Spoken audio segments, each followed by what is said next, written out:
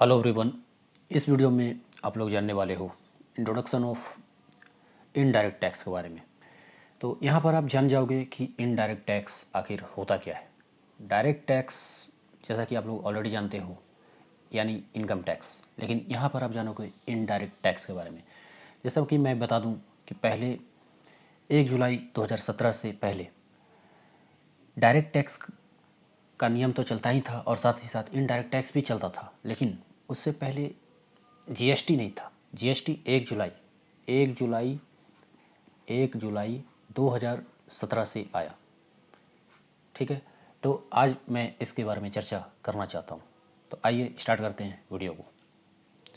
देखिए, सबसे पहले तो आप यहाँ पर जान लीजिए कि इनडायरेक्ट टैक्स जो है एक तरह से ये इम्पोज होती है, इम्पोज किया जाता है गवर्नमेंट के द्वारा। ठीक है, किस पर? टैक्स पेयर पर। खासकर ये जो इम्पोज होती है ये लागू होती है किस पर लागू होती है? गुड्स और सर्विसेज पर। गुड्स यानी जो भी सामान आप खरीदते हो तो उस पर ये लागू होती है, और सर्विसेज यानी जो भी सर्विस आपको प्रोवाइड होती है। सर्विस यानी यहाँ पर जैसे कि होटल की सर्विस, यहाँ पर जैसे कि आप ये कह सकते हो टीचिंग की सर्विस। तो सर्विसेज जो है यहाँ पर बहुत तरीके का सर्विस हो सकता है। यानी आप ये कह सकते हो कि जैसे कि डॉक्टर का सर्विस, लॉयर का सर्विस, तो इन पर क्या है, एक तरह से जीएसटी देना पड़ता है। अब इसमें देखिए क्या है कि indirect tax is not levied on the income, तो ये कभी इनकम पर नहीं लगता है। इनकम पर हमेशा कभी भी डायरेक्ट टैक्स ही लगेगा। ठीक है, अब हम बात कर लेते हैं हु इज एलिजिबल टू पे। यहाँ पर जो इनडायरेक्ट टैक्स है ये कौन देगा, इसको हम बारीकी से समझ लेते हैं। तो custom duty is to be paid by an importer और exporter for the goods imported और exported out of India.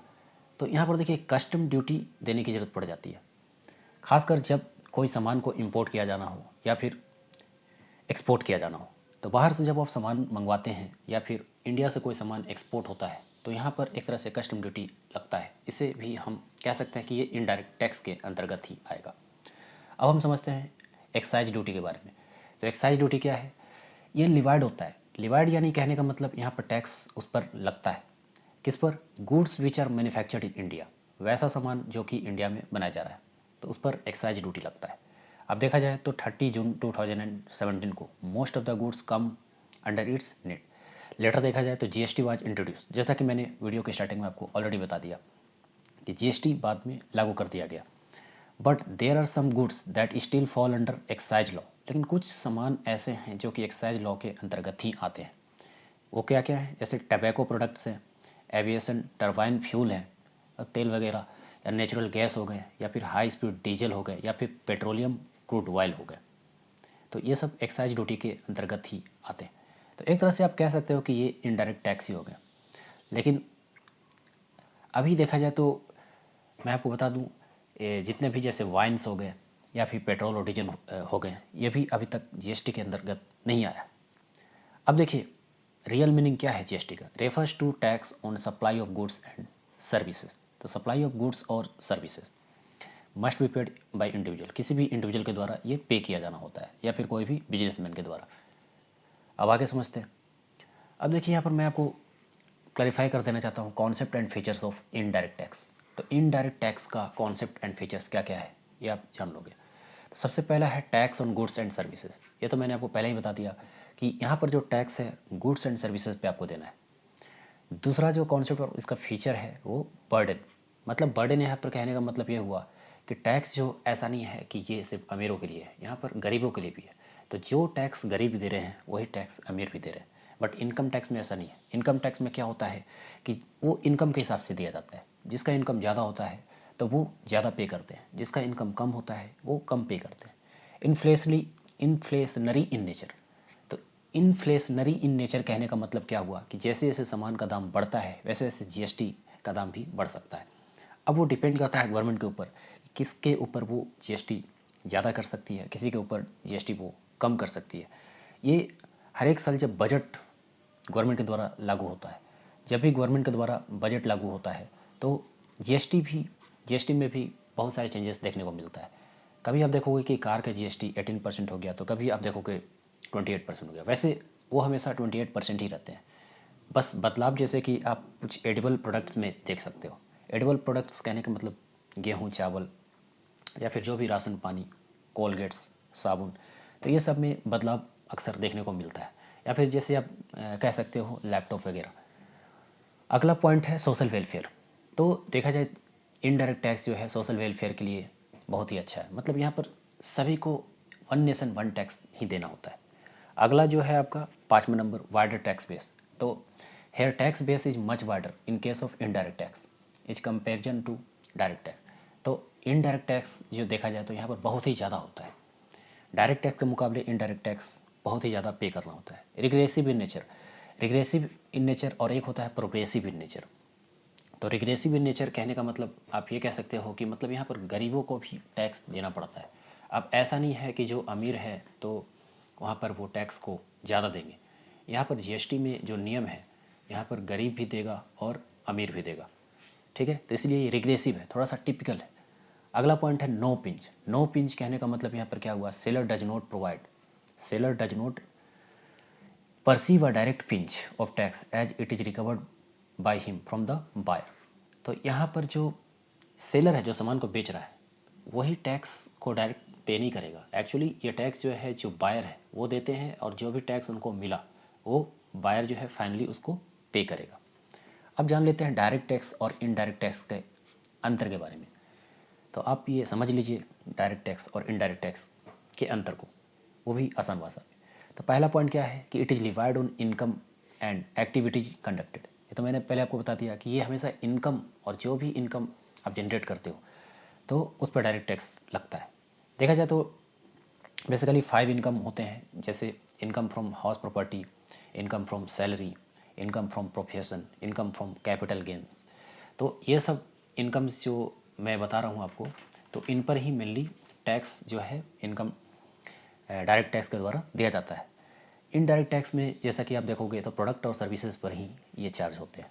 Second point, it is paid directly by person concern. ये हमेशा लोगों के द्वारा डायरेक्टली पे कर दिया जाता है, लेकिन ये डायरेक्टली पर्सन के द्वारा पे नहीं किया जाता है। ये सेलर पे करते हैं, पहले बायर देते हैं एंड आफ्टर दैट सेलर उसको पे कर देते हैं।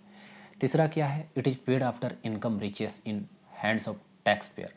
तो जब तक कि इनकम टैक्स मतलब इनकम जब तक लोगों के पास नहीं आ जाता है तब तक यहाँ पे नहीं कर सकता। और हाँ, इनकम टैक्स में ये आप जान लीजिए कि इनकम टैक्स हमेशा प्रीवियस ईयर पर ही दिए जाते हैं। ऐसा नहीं कि करंट ईयर में आपका सैलरी मिल रहा है तो उस पर ही इनकम टैक्स कट जाएंगे, नहीं। प्रीवियस ईयर में जो भी इनकम आपका आया है तो उस पर इनकम टैक्स कट जाएंगे। तो ये हमेशा कटता है फाइनेंशियल ईयर। कॉमर्स में फाइनेंशियल ईयर होता है 1 अप्रैल से लेकर 31 मार्च तक। तो ये आप जान लीजिए, इसको कहते हैं फाइनेंशियल ईयर, और इसी फाइनेंशियल ईयर को देखते हुए ही इनकम टैक्स काटे जाते हैं। और इनडायरेक्ट टैक्स में it is paid before goods service reaches the tax payer. और इसको देखा जाए तो ये पहले ही पे कर दिया जाता है। कहने का मतलब सामान जैसे ही बिक जाता है तो समय से पहले ही, एक तरह से देखा जाए तो लगभग इसे पे कर ही दिया जाना होता है। मतलब before goods services reaches the tax payer. ठीक है, तो टैक्स पेयर के पास सामान नहीं भी पहुंचा उससे पहले ही ये जीएसटी दे दी जाती है। जैसे कि ऑनलाइन में आप सामान खरीदते हो तो वहाँ पर आप पैसे पे कर देते हो, तो उसमें क्या हुआ कि आपने जीएसटी पे कर दिया। हाँ, ये भी हो सकता है कि बाद में भी ये दे दिया जाए, तो यहाँ पर दोनों हो गया। टैक्स कलेक्शन जो होता है यहाँ पर डिफ़िकल्ट होता है इनकम टैक्स में, लेकिन यहाँ पर टैक्स कलेक्शन डिफ़िकल्ट नहीं होता है, क्योंकि आपको पता है कि जब सामान आप खरीदते हो तो वहाँ पर टैक्स तो आप दे ही, आप उसी वक्त दे रहे हो। Example income tax, wealth tax, ये डायरेक्ट टैक्स के अंदर आएंगे। और इनडायरेक्ट टैक्स में GST, excise duty, custom duty और सेल्स टैक्स, सर्विस टैक्स, ये सभी क्या हो जाएंगे आपका इनडायरेक्ट टैक्स में आएंगे। आगे बात करते हैं डायरेक्ट टैक्स इनडायरेक्ट टैक्स के बारे में, हम और भी जान लेते हैं। तो इंसिडेंट ऑफ इम्पैक्ट जो होता है वो सेम पर्सन पे ही फॉल करता है। ठीक है, और जिसने टैक्स भरा उसी पर वो बर्डन जाएगा। और इंसिडेंट और इम्पैक्ट जो है ये डिफरेंट पर्सन पर, जैसा कि मैंने आपको पहले बताया कि बायर यहाँ पर पैसा देगा लेकिन जो फाइनली पैसा जो है सेलर ही देता है। तो कहने का मतलब पैसा आया कहाँ से, टैक्स का पैसा वो कस्टमर से ही आता है। इसमें एवेसी himself bear such taxes such as pinches the taxpayer, ये सब मैंने आपको ऑलरेडी बता दिया।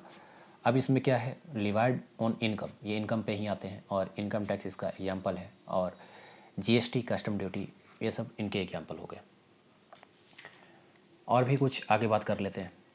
अब जैसे देखिए यहाँ पर मैं कुछ बता देना चाहता हूँ कि इनडायरेक्ट टैक्स में यहाँ पर आर्टिकल 246 के अंतर्गत, ध्यान से समझिएगा यहाँ पर इस चीज़ को, इनकम टैक्स में, इनकम टैक्स यानी सॉरी यहाँ पर मैं इनडायरेक्ट टैक्स की बात कर रहा हूँ। तो इनडायरेक्ट टैक्स के अंतर्गत, इनडायरेक्ट टैक्स के अंतर्गत आर्टिकल 246 में यहाँ पर 7वां शेड्यूल के बारे में बात किया जा रहा है, 7वां शेड्यूल के बारे में बात किया जा रहा है। तो इसमें जो है 3 लिस्ट डिवाइड किए गए, 3 लिस्ट डिवाइड किए गए, किसके द्वारा? कॉन्स्टिट्यूशन के द्वारा। तो कॉन्स्टिट्यूशन ने यहाँ पर 3 लिस्ट बनाया, कहाँ पर? शेड्यूल 7 में, ठीक है। अब शेड्यूल क्या होता है, देखिए मैं छोटे से आपको हिंट में बता देता हूँ। एक पार्ट्स होता है, एक आर्टिकल्स होता है, एक शेड्यूल होता है। तो पार्ट्स जो होता है वो बताता है कि इसके बीच में क्या रहेगा। जैसे फंडामेंटल राइट्स, तो फंडामेंटल राइट्स आपका आता है 12 से 35 तक। तो ये क्या हो गया? ये पार्ट्स हो गया। अब इसके अंदर जो भी होगा वो आर्टिकल्स होंगे, और आर्टिकल्स का जो विस्तार होता है, जिसका आप डिटेल में इंफॉर्मेशन जानना चाहते हो, तो उसको कहते हैं शेड्यूल, ठीक है। वैसे देखा जाए तो टोटल 12 शेड्यूल है, ठीक है। अब उसके अंदर भी देखिए 7वें शेड्यूल में 3 लिस्ट यहाँ पर बांट दिए गए। तो पहला लिस्ट यहाँ पर बात करी गई है यूनियन लिस्ट, यूनियन लिस्ट यानी सेंट्रल लिस्ट। उसके बाद सेकंड लिस्ट क्या है? स्टेट लिस्ट है, तो स्टेट लिस्ट को सेकंड लिस्ट में रखा गया है। तीसरा कंकरेंट लिस्ट, कंकरेंट लिस्ट यहाँ पर कहने का मतलब सेंट्रल और स्टेट गवर्नमेंट दोनों के द्वारा, ठीक है। अब इसमें भी देखा जाए तो यूनियन लिस्ट, जैसा कि मैंने पहले बताया आपको, ये स्टेट लिस्ट 1 में आता है, स्टेट लिस्ट 2 में आता है। तो यूनियन लिस्ट में मैंने बताया कि लिस्ट 1, तो लिस्ट 1 में अगर आप देखोगे तो टोटल यहाँ पर जैसे कि आप देख सकते हो एंट्री 82, एंट्री 83, ये क्या है? ये है सब्जेक्ट्स, ये एक्चुअली क्या है? सब्जेक्ट। टोटल सब्जेक्ट्स की बात करी जाए यूनियन लिस्ट में तो वो फ़िलहाल 100 है। ये पहले 97 था, ये पहले 97 था, अब बढ़ कर के ये 100 हो गए। तो इसी सब्जेक्ट्स को एक तरह से देखा जाए तो एंट्री भी कहते हैं, इसी सब्जेक्ट्स को देखा जाए तो एंट्री भी कहते हैं। और उसी तरह से स्टेट लिस्ट में जो एंट्री यानी सब्जेक्ट है वो टोटल 61 है। अब देखिए स्क्रीन पर जितने भी एंट्री आप देख रहे हैं उसको मैं क्लैरिफाई कर देता हूँ आखिर ये क्या कह रहे हैं। तो एंट्री 82 यहाँ पर बताता है कि tax on income other than agricultural income, that is income tax. तो इनकम टैक्स पर ही टैक्स देना होता है, एग्रीकल्चर इनकम पर नहीं।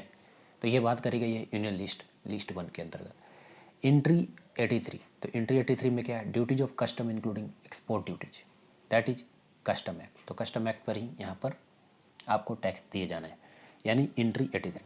एंट्री 84 में क्या है? Duties of excise on tobacco, तो टबैको पर भी आपको टैक्स दिए जाना है, लेकिन ये एक्साइज ड्यूटी के अंतर्गत आते हैं, एंड अदर गुड्स, ठीक है। वैसे अब जीएसटी वगैरह देखा जाए तो टबैको वगैरह पे भी अब कटने लगे। अब 84 में यहाँ पे 2 पार्टों में यहाँ पर बांट दिया गया, alcoholic liquid for human consumption. लेकिन अभी भी देखा जाए तो अल्कोहल जो है जीएसटी के अंतर्गत नहीं आया। इसका बी में देखिए opium, Indian hemp and other narcotic drugs. तो जो ड्रग्स वगैरह है ये सब सारे जो है अभी सेंट्रल एक्साइज एक्ट के बारे में, सेंट्रल एक्साइज एक्ट के अंतर्गत ही आते हैं। नारकोटिक ड्रग्स वगैरह हो गए या नारकोटिक्स ये सब। तो ये जो नारकोटिक ड्रग्स की बात है, नशीली दवाइयाँ, तो ये सब सारे सेंट्रल एक्साइज एक्ट के अंतर्गत ही आते हैं। अब जैसे एंट्री 60 में अब बात करोगे स्टेट लिस्ट में, तो क्या है? टैक्स ऑन प्रोफेशनल ट्रेड्स पर लगेंगे, कॉलिंग्स एंड एम्प्लॉयमेंट पर लगेंगे, यानी इसको आप एक तरह से प्रोफेशनल टैक्स भी कह सकते हो। Entry 46 tax on agricultural income, तो एंट्री 46 क्या है? Tax on agricultural income. तो एग्रीकल्चरल इनकम पे जो भी टैक्स लगेगा वो स्टेट लिस्ट में एंट्री 46 में आएगा। और एंट्री 54 जो है टैक्स ऑन सेल्स और purchase of goods other than newspaper, newspaper को छोड़कर, subject to provision of entry 92, जिसको आप स्टेट लेविड वैट भी कहते हो, ठीक है। तो परचेज ऑफ गुड्स जो भी टैक्स यहाँ पर दिया जा रहा है वो एंट्री 54 में दिया जा रहा है।